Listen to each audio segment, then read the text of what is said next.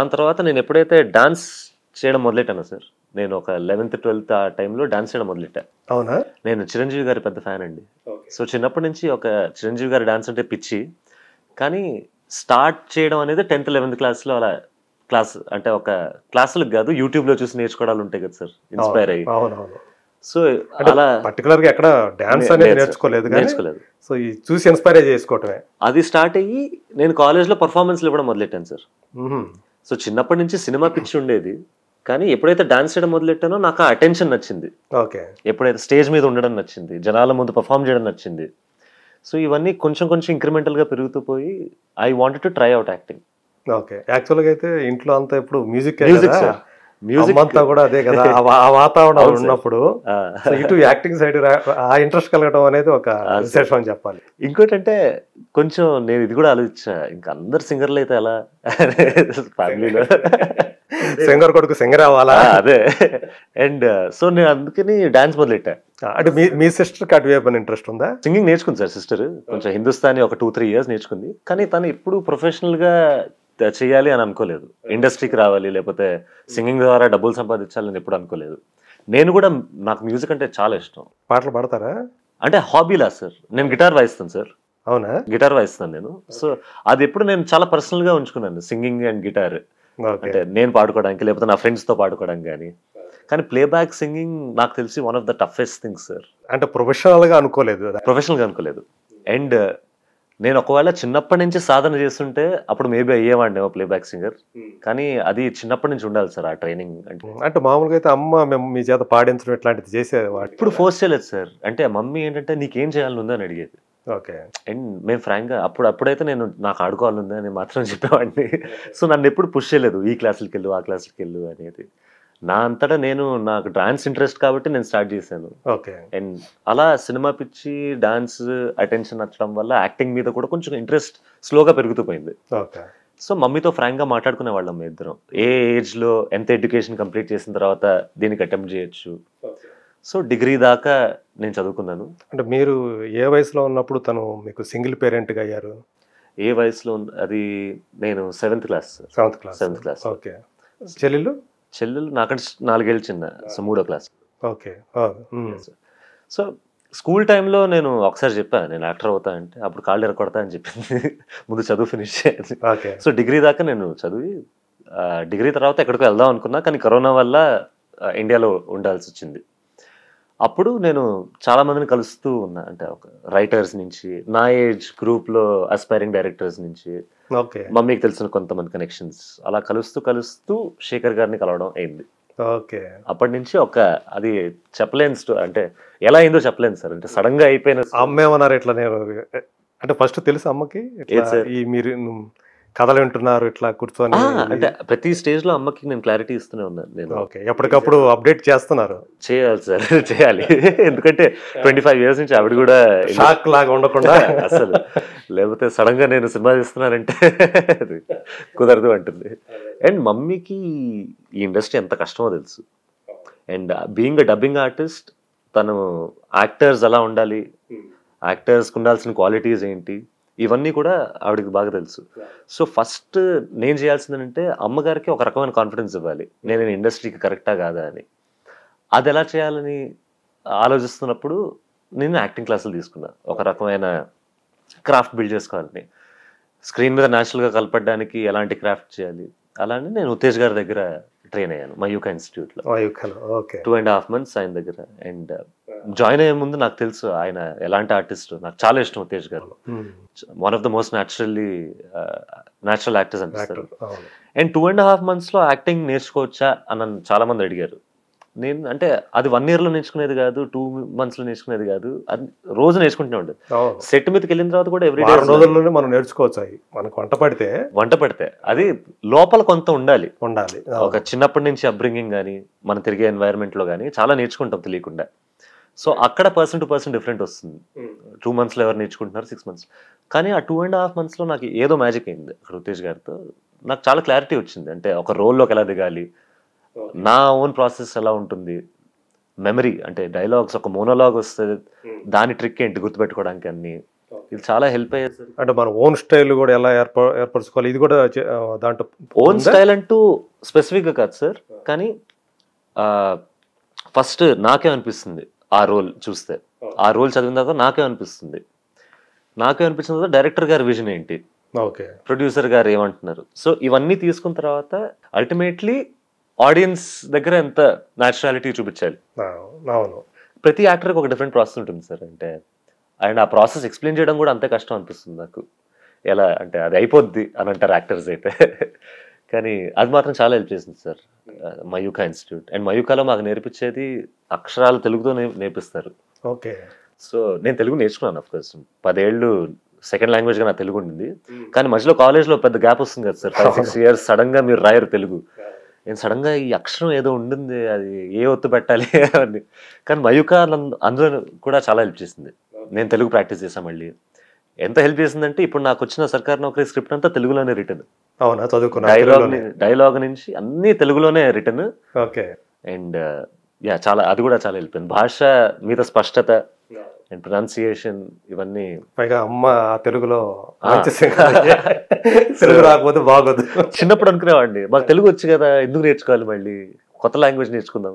అవన్నీ ఇప్పుడు అర్థమవుతున్నాయి నాకు. మాతృభాష అనేది, మాతృభాష ఎంత ఇంపార్టెంట్ అనేది. అంటే మాతృభాష వచ్చుంటే మనం ఏదైనా ఎక్స్ప్రెస్ చేయడానికి ఈజీ అవుతుంది. ఓకే. సో ఒక నటుడిగా అయిన తర్వాత ఈ ప్రాసెస్ ఎంజాయ్ చేస్తూ చేశారంటే ఏమైనా కొంచెం ఆ టెన్స్ అనేది ఏమైనా ఉందా?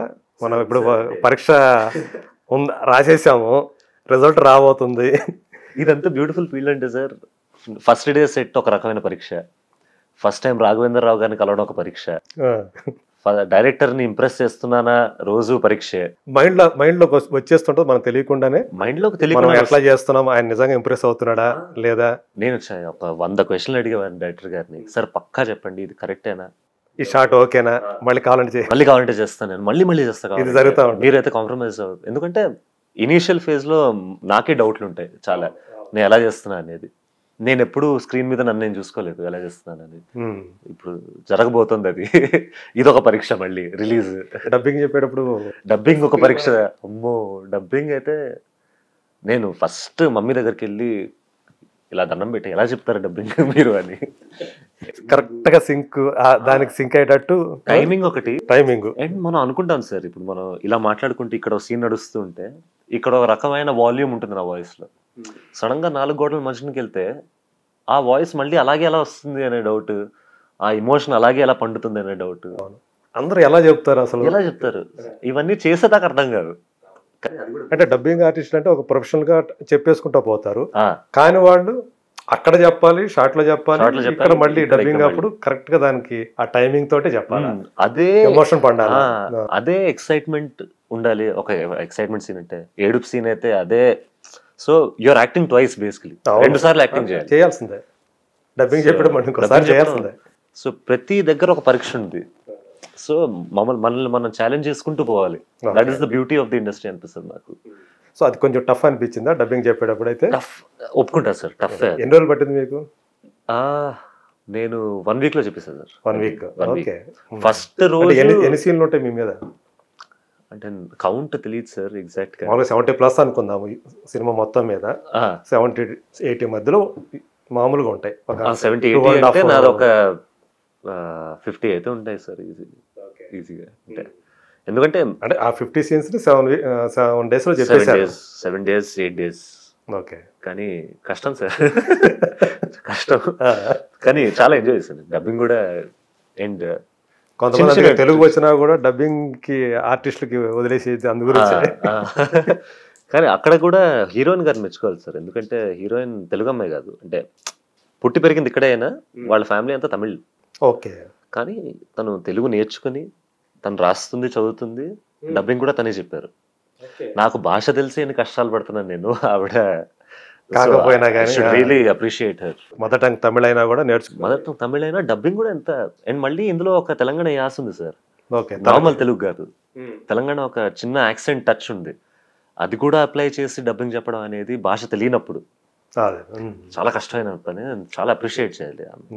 సో ఇలాంటి టిపికల్ సబ్జెక్ట్ లో ఫస్ట్ టైం చేస్తూ మరి ఆ రొమాంటిక్ సీన్స్ కానీ ఆ ఇంటిమేట్ సీన్స్ కానీ ఆ చేసేటప్పుడు కొంచెం ఇబ్బంది పడ్డారా? రొమాంటిక్ సీన్స్ ఉంటాయని ఎప్పుడైతే తెలిసిందో నాకు, అప్పటి నుంచే నా మైండ్లో ప్రిపరేషన్ మొదలైంది సార్. ఎలా అంటే ఆక్వర్డ్గా ఉండకూడదు, లేకపోతే అంటే ఎప్పుడు కూడా స్క్రీన్ మీద అది కనపడకూడదు, నేను హెసిటేట్ అవుతున్నానా అనేది, బిగుసుకుపోకూడదు. అది ఎలా బ్రేక్ చేయాలి అని ఆలోచిస్తూ ఉన్నా. కానీ అల్టిమేట్లీ ఏంటంటే అది చేసే అన్న ఒక మైండ్ సెట్లో ఉండే. ఏదైతే అయింది నువ్వు ఫ్రీగా చేసే, చూసుకుందాం స్క్రీన్లో ఎలా కనపడుతుందా అని ముందు ఒకసారి అనిపిస్తుంది. కానీ అక్కడ డైరెక్టర్ గారిని మళ్ళీ అప్రిషియేట్ అయ్యలేదు, ఎందుకంటే రొమాంటిక్ సీన్స్ అని లాస్ట్లో పెట్టారు. అప్పటిదాకా ఒక రకమైన ఫ్రెండ్షిప్ అయిపోయింది నాకు యాక్ట్రెస్కి. సో ఆ ఫ్రెండ్షిప్ అయిపోయేసరికి మేము జోకులు వేసుకుంటూ ఎలా కొన్ని సీన్స్లో అయితే ఎమోషనల్ సీన్స్, అప్పుడు మేము ఏడుస్తున్నాం ఆ సీన్లో, కట్ అనగానే మేము నవ్వుతున్నాం, అండ్ మళ్ళీ యాక్షన్ అనగానే మేము ఏడుస్తున్నాం. సో అలా అయిపోయింది ఆ బాండ్. అంత ప్రొఫెషనల్స్ అయిపోయారు అప్పుడే. అంతే కదా, అది ఇప్పుడు ప్రొఫెషనల్ అనిపిస్తుంది కానీ స్క్రీన్ మీద కెమెరా స్టార్ట్ అవడంతో ఆ సీన్ లోకి అవడంతో వాడిని మామూలు గ్లిసరీన్ హెల్ప్ చేసింది. కానీ సో అప్పటిదాకా ఫ్రెండ్షిప్ అయిపోవడం అయ్యేసరికి మా ఇద్దరికి అంత టైం పట్టలేదు, ఇంటిమేట్ సీన్ ఎక్కువ బిగుసుకుపోలేదు. ఒక రకమైన ఫ్రీడమ్, ఒక రకమైన జోవియల్ గా ఉండే సీన్ ఏదైతే డిమాండ్ చేసిందో దానికి తగ్గట్లుగా ఫ్రీగానే చేసాం సార్. Yeah, okay. అంటే ఇంటిమేట్ సీన్స్ అంటే బెడ్రూమ్ సీన్స్ లాంటివే. యా, ఇవి ఉంటాయా ముద్దులు? అవి ఇంకా చెప్పకూడదు సార్. ఓకే, కొంచెం సర్ప్రైజ్ వదిలేద్దాం. అదే సార్. అమ్మ మీకు ఎలా అంటే నాకు తెలిసినంత వరకు కామన్ ఫ్రెండ్స్ ద్వారానో లేకపోతే ఈ సినిమా పీపుల్లో తను మీ ఇద్దరికి కూడా, మీకు మీ చెల్లెలకి ఒక పెద్ద పిల్లర్, సపోర్ట్ పిల్లర్. అబ్సల్యూట్లీ. అంటే మీరు చిన్నప్పటి నుంచి తనతోనే ఇదవటం, అమ్మమ్మ తాతయ్యల దగ్గర కదా మీరు. అవును సార్. సో అప్పుడు కొంచెం అంటే ఇలా సింగిల్ పేరెంట్గా అమ్మ ఉండటం వల్ల మీరు ఏమైనా దాని ఇబ్బందులు ఏమైనా పడ్డారా అప్పుడు? ఏం లోటు లేకుండానే మా అమ్మ ఎలా చేసిందో నాకు ఇప్పటికీ తెలియదు సార్. ఎందుకంటే నాకు మెచ్యూరిటీ వచ్చిన తర్వాత అర్థమైన విషయాలు ఏంటంటే, ఈ ఇండస్ట్రీ ఎంత కాంపిటేటివ్, ఎస్పెషలీ ఫీమేల్స్కి ఎంత కాంపిటేటివ్, ఫీమేల్స్కి ఎంత ప్రెషరైజింగ్గా ఉంటుంది ఈ field. And being a single mother, raising 2 kids and ఫ్యామిలీని చూసుకోవడం, మా అమ్మమ్మ తాతయ్యని కూడా చూసుకోవడం, మేము అందరం కలిసే ఉంటాం ఇంట్లో. అంటే కంప్లీట్గా నాన్నని మీరు వదిలిపెట్టేశారా లేకపోతే కలుస్తుంటారా? వదిలిపెట్టడం కదా, అప్పుడప్పుడు కలుస్తూ ఉంటాం. ఎంత ఫ్రెండ్లీగా హ్యాండిల్ చేస్తే ఈ విషయాలు సెన్సిటివ్ టాపిక్ కదా సార్. సో అంటే బయట మామూలుగా ఎక్కడన్నా ఎప్పుడైనా ప్లాన్ చేసుకుని ఏం చేయము, కానీ ఒకవేళ అనుకోకుండా కలిసినా కూడా మేము అందరం బాగానే ఉంటాం అందరితో. ఓకే. అంటే నాన్న కూడా, కిరణ్ గారు కూడా మీతో ఫ్రెండ్లీగానే ఉంటారు? ఫ్రెండ్లీగానే ఉంటారు. ఎవరైనా ఇప్పుడు ఎందుకు సార్ ఈ గ్రడ్జ్లు ఉంచుకోవడం, లేకపోతే అది ఎవరికి బెనిఫిషియల్ కాదు, ఇగ్నోర్ చేయడం ఎవరికి బెనిఫిషియల్ కాదు.